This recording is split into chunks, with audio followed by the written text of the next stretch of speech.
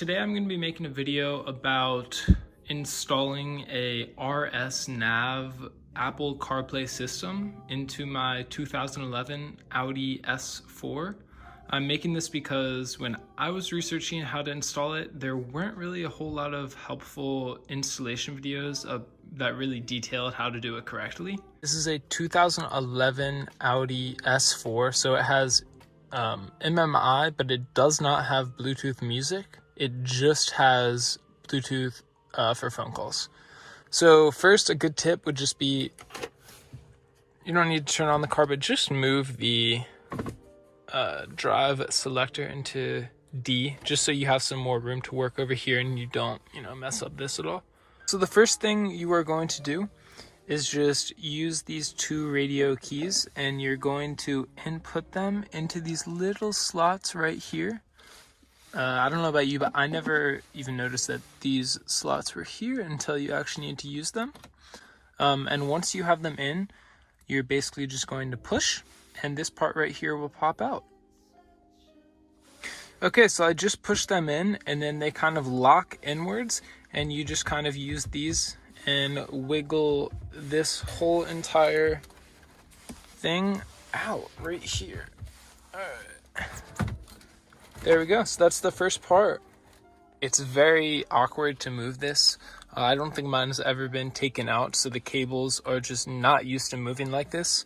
But eventually you can get it out all the way, and then I'm just using this. I should have brought a cloth or something, but you want to put something down because this will kind of scratch things and just be very problematic. So you want to make sure you're putting something down so it doesn't scratch up your whole interior. The next step would be to remove this climate control piece. If you have a panel popper, you just want to insert it right here and kind of pop it. Personally, I do not, so I'm going to use a mixture of just pulling. Okay, I did not even have to use the knife. I just reached my hand right here with about 2 or 3 fingers and just did a swift pull. That should be enough. You can see the clips right here. It's pretty easy. You really don't need a panel popper. You can just kind of lift your fingers in there and pull, and then I'm going to do the same thing with the other side. Now you can see the climate control is right here, and the multimedia system is right here. This stuff is super finicky to work with. It doesn't feel like it should be pulled and maneuvered, but trust me, it is okay to do. Just again, make sure you have something protecting the bottom of this piece and your center console here, or else it will get all scratched up. Putting your drive selector in drive rather than in park is, I don't see how you could do it without doing that. So just make sure your emergency brake is on. And now we are going to go to the next step. Step number 1, now that you actually have your two controls out and all the plugs are still in, everything's still in. So the first thing we are going to be addressing is going to be this cable from the RS Nav. So just to give you an overview, we are going to be kind of doing a bypass of the climate control unit using these two plugs. So what is connected, you have these two massive ones and then these two smaller ones. This is what we're going to be using. So right here, you can see we have a female lead, and right here is a male lead. You are going to want to be taking out this right here. So you can kind of see there is a smaller one and a larger one on the climate control unit. We don't need to do anything with this smaller one, but this larger one, which is to the right, we are going to start to unclip, and then we'll input the RS Nav system. To give you a tip, something that took me more than I want to admit to figure out, is you need to, this red clip, you can kind of see because it's brothers right here. This is how it starts, and this is what you need to do first before actually pulling this plug. So with a knife or something, you need to get into this little edge and then just push this way, and the red clip will come, and then you can use this and pull the plug out. It took a bunch of just little kind of just moving up and down, and finally it came out. This red clip also popped off. All I did was just put it right back in. So now we're going to take this plug and plug the male end into the female end of the RS Nav. This is going to go into the hole that we just took that out, and then we're going to take this, which we just pulled out, and put it into this. So it's basically just bypassing the factory system. It just plugged the plug that we took out from the OEM climate control into the female end of the RS nav, and it has a very rewarding click, so you'll know you got it in correctly. Now you're going to take this, the male end, and put it in right here. So you're going to put it in right where you took out the old one. Okay, just to demonstrate, we have this, and we're just plugging it right back in, and you'll hear that click. The next step is going to be with this large MMI cable. So this is the OEM Audi MMI cable. I haven't unplugged anything, but we're going to follow the same exact process that we did with this. So we're basically going to follow the same process. We're going to take this out. That is the male end of the OEM Audi MMI unit, and we are going to plug that into the female end, and then we're going to use the same type of bypass that we just used for the climate, and we're going to use this RS nav cable and plug this into right here. One thing to note, there is a little clip you can see right here. You need to properly lift that up in order to get this out. So we can look at the RS nav one.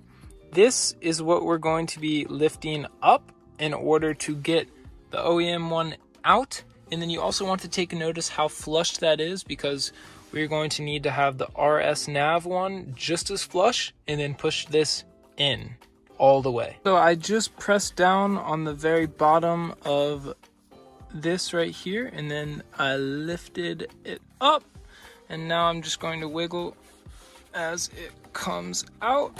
Okay, there is the OEM Audi one, and we're going to be plugging that in right here to the female side of the RS nav. Now we're going to do the male end, and this is going in to the clip that we just took out. Okay, I've finally gotten into the RS nav into the Audi OEM plug, and again, you just want to make sure this is pretty flush. Okay, you can see it's kind of a mess right now, but we are moving on. The last step is to plug in these LVDS cables into the RS nav, and then these two will replace some stuff over here. So what is important here? You want to make sure this one, you can see it's one splitting off into two. You're going to plug in this one-sided cable into the RS nav. Okay, it's kind of a mess right here, but we are now on to the last step. We're going to use the LVDS cable, which is this. It's one that splits off into two. So we're going to plug this one-sided LVDS cable into the RS nav. Okay, now that we have this plugged in, this is the very final step and the one where I think there is some confusion. So what we have here is essentially the same thing that we've been doing. We're taking out the Audi system and just doing a pass-through through the RS nav. So you see you have a female end and a male end. So here's the confusing and possible part that might give some people problems. We have the yellow LVDS and the gray LVDS. We are not touching the yellow one at all. Do not take out that. Do not mess with it. Nothing at all. We are taking out this gray one right here. So again, not the yellow, just the gray. Alright, after a bunch of wiggling, this stuff is always harder to come out. All of these clips have been harder than I expected, but they do come out. And after a bunch of wiggling, we have this gray one out. So we're going to go ahead and plug in the gray one to the female end, which is the non-elbow joint. And you just want to make sure the pins line up and you do not break anything. So we're just going to go ahead and plug these two in. Now we have these plugged in. So the very final step would be to go ahead and plug this male LVDS cable back into the gray spot right here.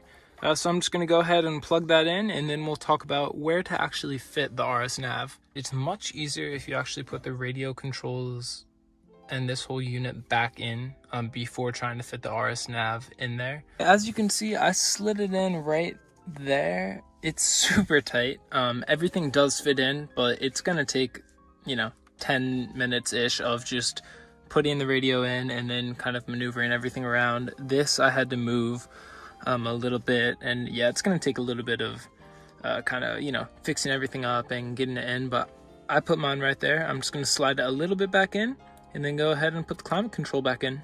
Everything is back in, radio is all back in, and just to show, this can come out of the little hole right here, and then I'm going to plan to kind of like double side tape it right there.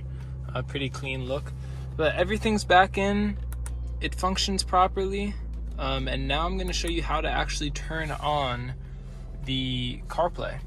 So what you're going to do, if you have a B8.5, you would use the nav button on the steering wheel, but since I have a B8, you're going to come down here and you're going to hold the nav button for around 3 to 5 seconds. So I'm going to go ahead and hold it, pressing it, and this comes up. Now you have CarPlay, so you can use this little dial right here to kind of go through the sections, but I'm going to go ahead and plug in a cord and I'll show you how it looks. Just plugged in my phone.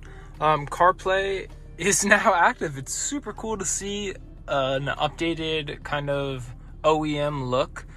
This is something that's not too terribly expensive and really gives an older car like mine, like a 2011, just really gives it a better feel, and is super cool to see modern technology in a 10-year-old car. So you can just go ahead and use these controls right here, and you can scroll through everything you see, and yeah, you can choose music. Something that's really nice is it comes with Spotify and Waze, which are definitely two things that are pretty essential. Go ahead, click on Spotify. Yeah, and then if you want to get back to the Audi system, all you do is just hit any Audi key. So I'll go ahead and hit media, and then it just goes back to the normal Audi system. You can still control everything just like normal. With the Audi system, you wouldn't even know that CarPlay is really installed, other than the fact that if you go ahead and hold nav, it comes back to CarPlay. Super cool install. I hope that was able to help you through it. I know I couldn't find a very good video, so I hope my video helped. Like I said, I'll have the link to this exact unit in my description, and if you have any questions about the install or anything like that, just go ahead and leave a comment and I'll try to get to it.